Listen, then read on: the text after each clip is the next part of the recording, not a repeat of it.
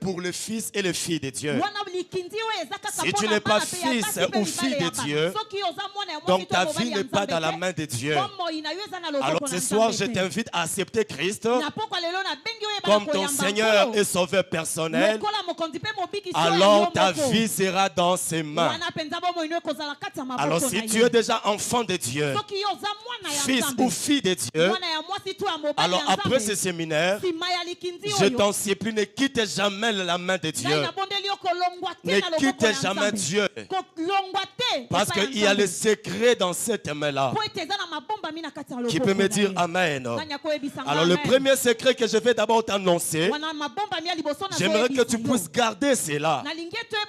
Dans la main de Dieu, il y a la grâce de bâtir.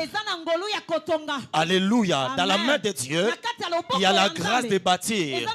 Lorsque ta vie est dans la main de Dieu, il faut comprendre que Dieu ne te laissera pas ainsi. Dieu viendra bâtir dans ta vie. Comme David dit dans le livre de Psaume 127, le verset 1. Il nous dit ceci: si l'Éternel ne bâtit la maison, ceux qui la bâtissent travaillent en vain. Il est le seul vrai bâtisseur avec plusieurs autres. J'aimerais dire à quelqu'un, même le vent et marée ne quitte jamais dans la main de Dieu.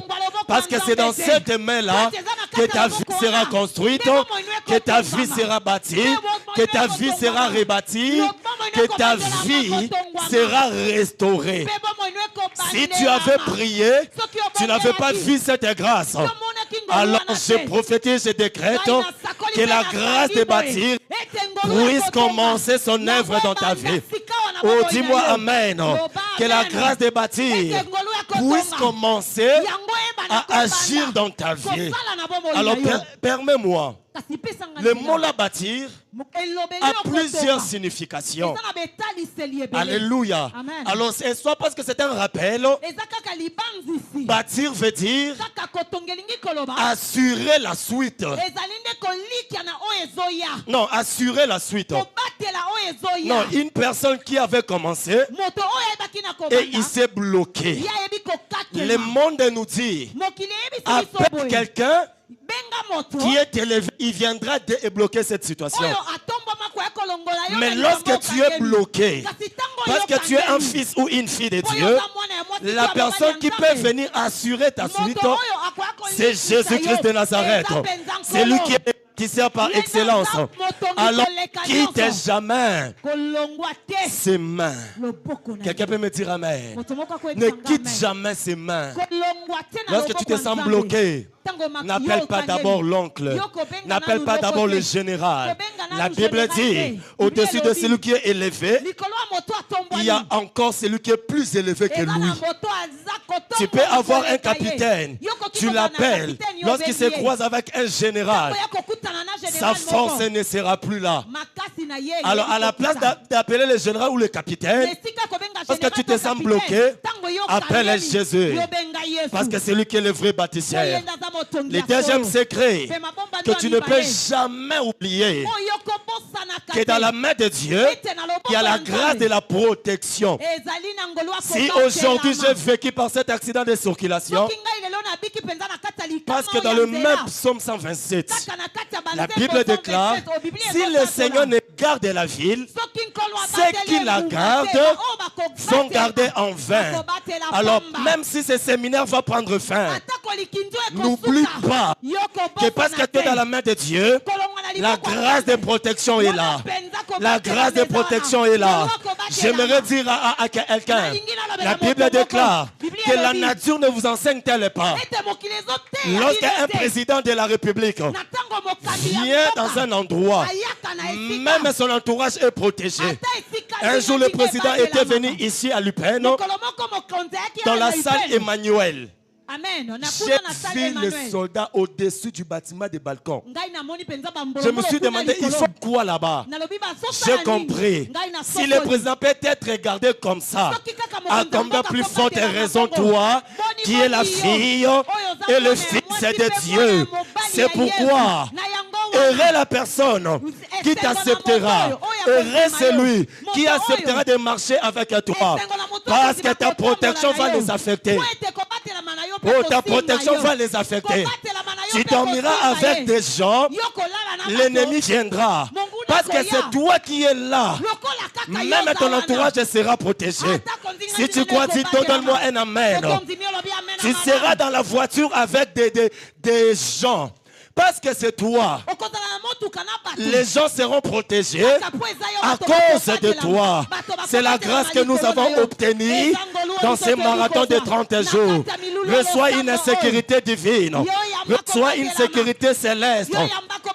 Heureux, j'insiste. Heureux la personne qui acceptera de te loger même dans sa maison. Oh, alléluia. Heureux la personne qui acceptera de travailler avec toi. Alléluia. C'est la génération de Joseph dans la maison de Potiphar. Nous sommes des générations de Joseph dans la maison de Potiphar. Joseph dans la maison de Potiphar, parce que sa vie était dans la main de Dieu, même les affaires de Potiphar, la Bible dit, Potiphar réussissait dans tout ce qu'il faisait. Et il avait remarqué un changement. J'aimerais dire à quelqu'un, là où tu vis, là où tu travailles, s'il y avait des pertes, à partir de ce soir, il n'y aura plus jamais de pertes. Parce que toi tu es là, parce que toi tu es entré, parce qu'on t'a accepté. Dis-moi amen au nom de Jésus. Le troisième secret de la main de Dieu. Proverbe chapitre 3 verset 16. Amen. La Bible déclare ceci. Que dans la main droite de Dieu, il y a la longévité. Dis d'abord à ton voisin la longévité. Dis-lui encore, je t'interdis de mourir avant le temps. Non, elle n'a pas bien écouté. Je t'interdis de mourir avant le temps. Si te dit pourquoi? Parce que dans la droite de Dieu, il y a la longévité. Il y a la longévité. Il y a la longévité. Lorsque j'étais sur la moto, j'étais tranquille. J'étais tranquille. Parce que j'ai la longévité avec moi. Parce que je suis dans la droite de Dieu. Est-ce que tu peux avoir cette longévité pour tes enfants? Reçois cette longévité pour ta femme. Reçois cette longévité même pour ton mari. Dis avec moi, je ne mourrai pas avant le temps. Je ne mourrai pas avant le temps. Je ne mourrai pas avant le temps. Je suis dans la main de Dieu. Je suis dans la main de Dieu. Le quatrième secret. Lorsqu'on est dans la main de Dieu, j'aimerais dire à quelqu'un, finis le retard. Finis le retard. Finis le retard. Parce que je suis dans la main de Dieu. C'est le prophète Esaïe. Non, Élie. Qui m'enseigne c'est là. Un roi chapitre 18. Amen. Le verset 42 à 46. Yes. Tu vas lire à la maison. Élie, il était au-dessus de la montagne. Le roi Akab, il était en bas de la montagne. Lorsque Élie a fini sa prière, il a vu que la pluie cherchait à s'annoncer. Élie a dit au roi, tu as des chars, tu as des cavaliers, tu as ton cortège. Alors hâte-toi de descendre et de partir. Parce que la pluie s'annonce. Élie, pourquoi tu n'as pas demandé que le roi Akab puisse marcher avec toi? Parce que toi aussi, tu n'as pas l'abri. S'il pleut, tu vas aussi se mouiller. Mais Élie m'a dit ceci. Lorsqu'on est un enfant ou un fils de Dieu, nos voix c'est diffère avec le voix du monde.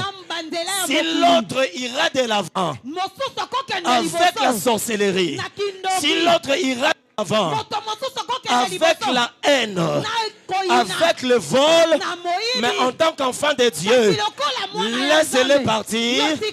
La Bible déclare, et il s'est agenouillé, il a prié, et la main de l'Éternel était posée sur lui.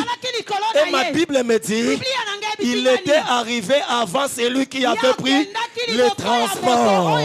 Je prophétise et je décrète, si ta vie était dans le retard, parce que la main de Dieu est sur toi, reçois la vitesse. Reçois la vitesse. Reçois la vitesse. Reçois la vitesse. J'aimerais décourager les paroles du monde. Oh, navire retard ezalakate. Yaya navire retard ezalaka. Na 45 ans, balati uniforme aucun de classe yaya keba. Nandengo zara moi lolendo oboya. Nandengo za mandefu beye lokulokola nga oboya.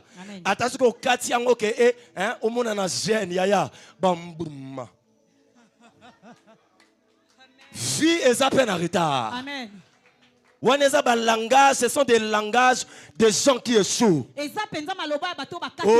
Non, non. La vie a aussi le retard. Alors, reçois la vitesse dans les domaines professionnels. Reçois la vitesse dans ton domaine social. Reçois la vitesse dans la santé. Parce que la main de Dieu est sur toi. Dis avec moi, Seigneur, que ta main soit sur moi. Accorde-moi la vitesse. Lorsque on me posera la question, tu es venu ici comment? Ils vont répondre, j'avais des parapluies. Mais moi j'aime répondre que j'avais Dieu. C'est Dieu qui m'a fait entrer là. Tu peux me dire amen. J'aimerais entrer dans mon message. Le cinquième secret de la main de Dieu. Dans la main de Dieu, frères et sœurs, il y a la guérison. Quelqu'un peut me dire amen. Surtout toi qui es malade, je suis aussi venu pour toi. Dans la main de Dieu, il y a la guérison. Papa Israël m'a toujours dit que la maladie, c'est le chemin de la mort. Alors, j'aime pas la maladie. Lorsque tu es dans la main de Dieu, tu as la guérison. Parce que nous avons la guérison. Et parmi les grâces que Dieu m'a données auprès de mon Père, c'est la grâce de guérison et de miracles. Alors toi qui as un problème de santé, parce que la main de Dieu est en ces lieux, on ne va pas t'opérer, on ne va pas t'opérer, et tu es guéri, pas demain, mais maintenant. Reçois la guérison de Dieu. Parce que dans la main de Dieu, il y a la guérison. La guérison guérit même la pauvreté. La guérison guérit même le manque des enfants. La guérison, c'est dans toutes ses formes. Dis-moi, amen, que la guérison de Dieu entre dans ta vie. Alléluia. Dis-moi la guérison de Dieu. Je suis parmi les hommes qui n'aiment pas la maladie. Amen. Le diable m'a beaucoup combattu à l'époque. Mais j'étais la personne qui prenait l'argent des transports pour aller à l'hôpital. Je mettais dans les paniers de Dieu. Que Seigneur, je prêcherai quoi? Si je tombe à tout temps malade, je prêcherai quoi? Dans ta main, il y a la guérison. Amen. Dans ta main, il y a la guérison. Dieu a nous faire grâce dans la famille. On a des frères et sœurs, docteurs et tout.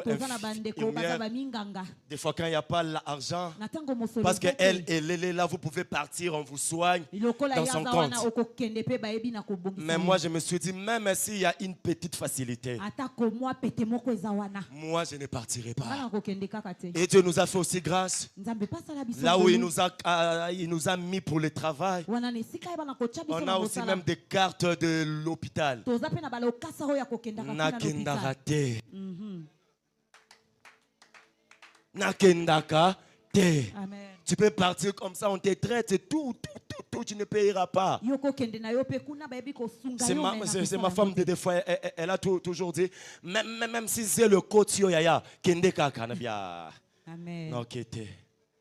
Dis à ton voisin, dans la main de Dieu, il y a la guérison. Dans la main de Dieu, il y a la guérison. Quelqu'un peut acclamer le Seigneur. Quelqu'un peut acclamer le Seigneur. On nous a beaucoup parlé des bienfaits de la main de Dieu.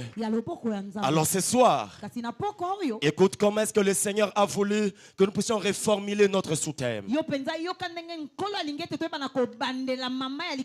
Si aussi tu peux parler avec moi. Ma vie, Franklin, est dans la main du Seigneur. Voici les choses que je ne dois jamais faire. Amen. Ma vie est dans la main du Seigneur. 2 points. Les choses que je ne dois jamais faire. Ça, c'est ta responsabilité. Parce que tu es dans la main d'un roi.